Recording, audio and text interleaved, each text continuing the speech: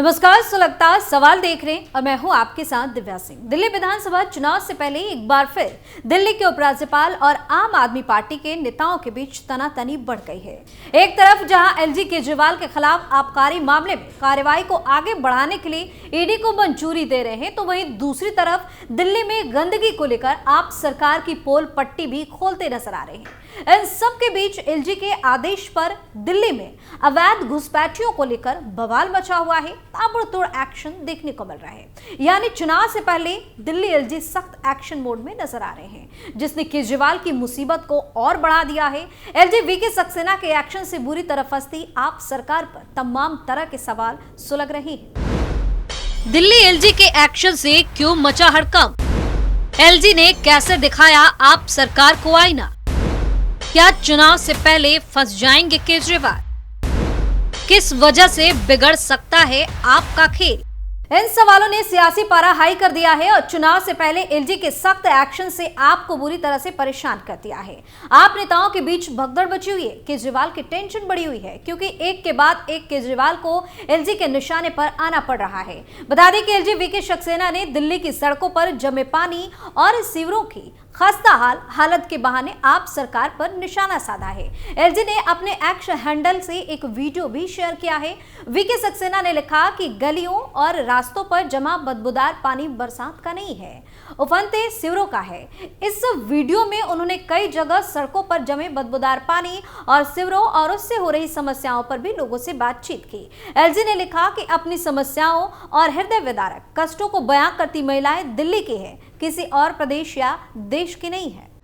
क्यों बीजेपी सांसद के साथ एलजी ने किया दौरा? दिल्ली के उपराज्यपाल वीके सक्सेना ने अपने एक्स हैंडल से एक लंबी चौड़ी पोस्ट करते हुए लिखा कि राजधानी में लाखों लोगों की बेबसी और दयनीय जीवन को कल फिर से देखना बेहद निराशाजनक और परेशान करने वाला रहा।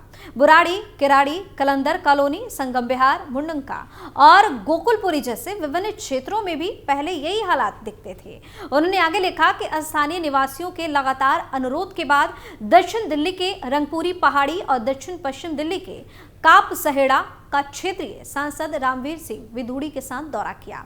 एलजी ने आगे लिखा कि इन क्षेत्रों में भी अन्य इलाकों की तरह बुनियादी नागरिक सुविधाओं और सेवाओं का घोर अभाव है।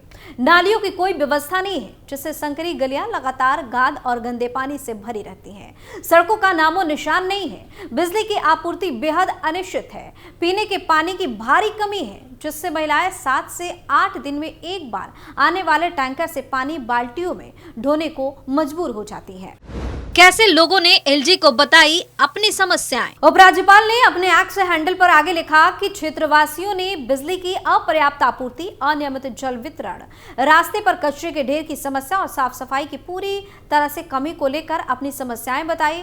बड़ी संख्या में निवासियों ने रोजाना 8 से 10 घंटे तक बिजली कटौती की शिकायत भी की है और दिल्ली सरकार के फ्री बिजली देने के दावों के विपरीत भारी भरकम बिजली बिल भी दिखा दिए हैं।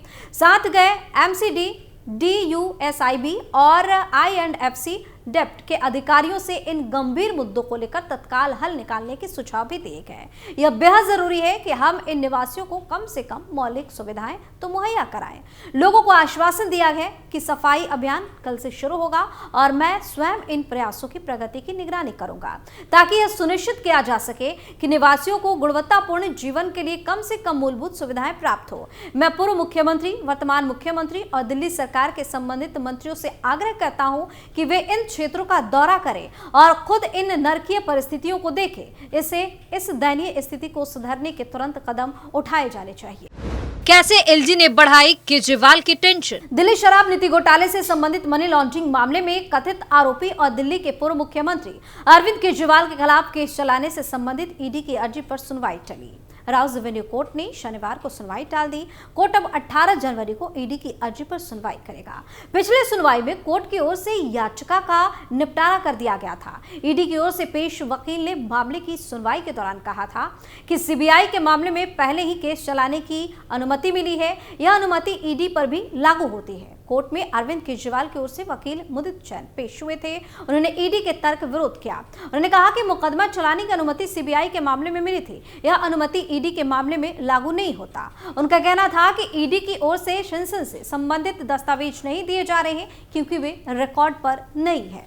क्यों एलजी ने ईडी को मुकदमा चलाने की दी अनुमति? इससे पहले दिल्ली के एलजी वीके सक्सेना ने अरविंद केजरीवाल पर मुकदमा चलाने के लिए ईडी को अनुमति दे दी थी। 5 दिसंबर को प्रवर्तन निदेशालय ने अरविंद केजरीवाल के खिलाफ मुकदमा चलाने की अनुमति मांगी थी। उसके मद्देनजर उपराज्यपाल की ओर से अनुमति दी गई थी। इस साल 17 मई को राउस एवेन्यू कोर्ट में 7 मामले दर्ज किए गए थे। कोर्ट ने 9 जुलाई को शिकायत का संज्ञान लिया था। इस पर प्रतिक्रिया देते हुए दिल्ली के स्वास्थ्य मंत्री सौरभ भारद्वाज ने रिपोर्टों पर आश्चर्य व्यक्त किया और दावा किया कि इस संबंध में कोई अभियोजन स्वीकृति जारी नहीं की गई थी।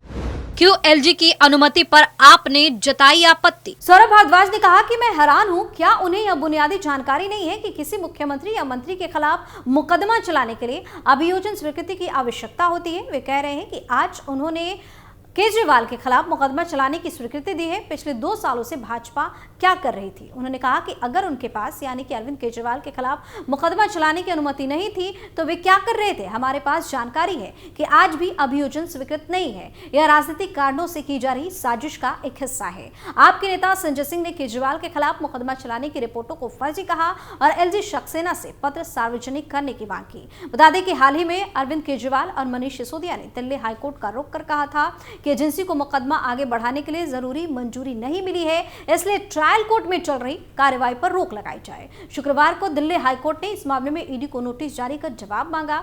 मामले में अगली सुनवाई फरवरी 2025 में होगी। बता दें कि प्रवर्तन निदेशालय ने 21 मार्च को दिल्ली के तत्कालीन मुख्यमंत्री अरविंद केजरीवाल को गिरफ्तार किया था और मई में उनके पार्टी और अन्य के खिलाफ चार्जशीट पेश की थी। 5 दिसंबर को ईडी ने दिल्ली के उपराज्यपाल विनय कुमार सक्सेना से मंजूरी मांगी थी। अपनी आखिरी चार्जशीट में ईडी ने अरविंद केजरीवाल के साथ साथ मनीष सिसोदिया को दिल्ली शराब घोटाले का मास्टरमाइंड बताया है। एजेंसी का दावा है कि अरविंद केजरीवाल और मनीष सिसोदिया ने साउथ लॉबी की मदद के लिए आबकारी नीति 2021-22 में बदलाव किए, जिसमें कथित तौर पर 100 करोड़ रुपए की रिश्वत दी गई थी। 100 करोड़ रुपए की रिश्वत में से आपने 45 करोड़ रुपए का इस्तेमाल गोवा विधानसभा चुनाव प्रचार में किया। दिल्ली में घुसपैठियों पर कैसे घिरे केजरीवाल? वहीं बांग्लादेशी घुसपैठियों पर एलजी वीके सक्सेना ने सख्त रवैया अपनाया है। एलजी के निर्देश पर उनके सचिवालय ने मुख्य सचिव और पुलिस आयुक्त को पत्र लिखकर दिल्ली में बांग्लादेशी घुसपैठियों के खिलाफ सख्त कार्रवाई शुरू करने को कहा गया। बीजेपी ने केजरीवाल को इस मुद्दे पर अब घेरना शुरू कर दिया है। बता दें कि एलजी सचिवालय ने बांग्लादेशी घुसपैठियों की पहचान करने के लिए 2 महीने से अधिक समय तक विशेष अभियान चलाकर समयबद्ध तरीके से मौजूदा नियमों के अनुसार सख्त कार्रवाई करने को कहा है। यह कदम दरगाह हजरत निजामुद्दीन बस्ती के मुस्लिम नेताओं और दिल्ली के उलेमाओं के प्रतिनिधि मंडल द्वारा एलजी के सक्सेना को दिए गए ज्ञापन के मद्देनजर उठाया गया है, जिसमें उन्होंने बांग्लादेश में हिंदू और अन्य अल्पसंख्यक समुदायों पर हो रहे हमलों पर गहरी चिंता व्यक्त की थी और तथा अनुसार राष्ट्रीय राजधानी में रह रहे बांग्लादेशी घुसपैठियों के खिलाफ सख्त कार्रवाई की मांग भी की थी। बता दें कि प्रमुख उलेमाओं और मुस्लिम निवासियों ने एलजी से अपने पत्र में अनुरोध किया है कि अवैध बांग्लादेशी घुसपैठियों को ना तो किराए पर घर दिया जाना चाहिए और ना ही उन्हें किसी प्रतिष्ठान द्वारा रोजगार दिया जाना चाहिए। इसके अलावा उन्होंने अनुरोध किया है कि उनके बच्चों को किसी भी सरकारी या निजी स्कूल में दाखिला नहीं दिया जाना चाहिए। मुस्लिम नेताओं ने सड़कों, फुटपाथों, पार्कों और अन्य सरकारी जमीनों से अवैध घुसपैठियों को हटाने की मांग की है, जिन पर उन्होंने जबरन कब्जा कर रखा है और बांग्लादेशी घुसपैठियों की तरफ से अवैध रूप से हासिल किए गए आधार कार्ड, वोटर आईडी कार्ड, किसी अन्य सरकारी दस्तावेज को तुरंत रद्द किया जाना चाहिए, ये भी मांग की है। उन्होंने ये भी मांग की है कि दिल्ली में अवैध बांग्लादेशी प्रवासियों की पहचान करने के लिए एक विशेष अभियान चलाया जाना चाहिए और उन्हें तुरंत वापस भेज देना चाहिए। एलजी सचिवालय के पत्र में लिखा है कि इस मुद्दे की गंभीरता के मद्देनजर उपराज्यपाल ने इच्छा व्यक्त की है कि मुस्लिम समुदाय की मांग के अनुसार सख्त और समयबद्ध कार्रवाई के लिए 2 महीने का विशेष अभियान चलाया जाए और इस संबंध में साप्ताहिक रिपोर्ट नियमित रूप से सचिवालय को भेजी जाए। तो दिल्ली में एलजी के 3 बड़े फैसले ने आपकी परेशानी बढ़ा दी है और केजरीवाल चाह के भी कुछ नहीं कर पा रहे। कहा जा रहा है कि पहले घुसपैठियों को लेकर कड़ा आदेश, फिर केजरीवाल के खिलाफ ईडी को मुकदमा चलाने की मंजूरी का मुद्दा और अब गंदगी को लेकर सरकार पर सवाल उठाना और मामले में जरूरी निर्देश देना केजरीवाल के लिए बड़ी मुसीबत बनता जा रहा है। चुनाव से पहले केजरीवाल बुरी तरह से फंसते नजर आ रहे हैं। इतना ही नहीं, एलजी के एक्शन और सवाल ने सीएम आतिशी की भी हालत खराब कर दी है। सुलगता सवाल में फिलहाल के लिए इतना ही। देखते रहिए कैपिटल टीवी। नमस्कार।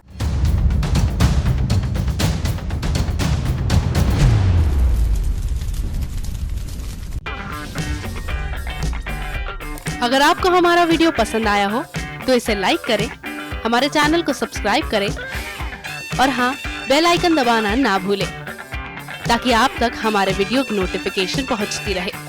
आप अपना सुझाव हमें कमेंट बॉक्स में दे सकते हैं। हमारे साथ जुड़ने के लिए शुक्रिया।